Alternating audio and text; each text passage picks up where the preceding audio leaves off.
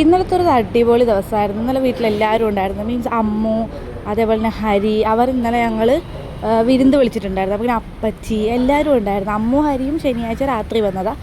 അപ്പച്ചിയും അപ്പച്ചപ്പനും രാവിലെ വന്നു. അങ്ങനെ ഞങ്ങൾ രാവിലത്തെ ഫുഡൊക്കെ ഒരുമിച്ച് കഴിച്ച് പിന്നെ ഉച്ചയ്ക്ക് ഞങ്ങൾ ബിരിയാണിയാണ് ഉണ്ടാക്കിയത്. ഞാനും എൻ്റെ അമ്മയും കൂടിയാണ് ഉണ്ടാക്കിയത്. അതൊക്കെ അടിപൊളിയായിരുന്നു.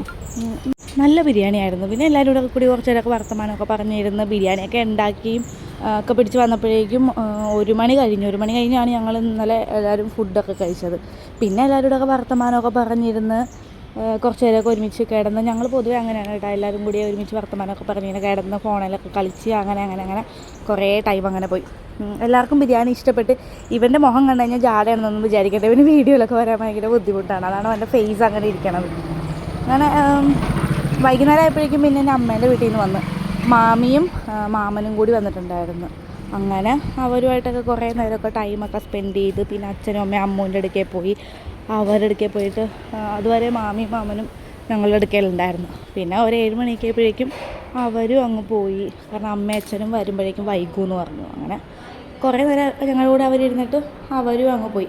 അപ്പോൾ ഇന്നത്തെ ദിവസം ഇങ്ങനെയൊക്കെയാണ് പോയത്. അപ്പോൾ നെക്സ്റ്റ് വീഡിയോയിൽ കാണാം. ബൈ.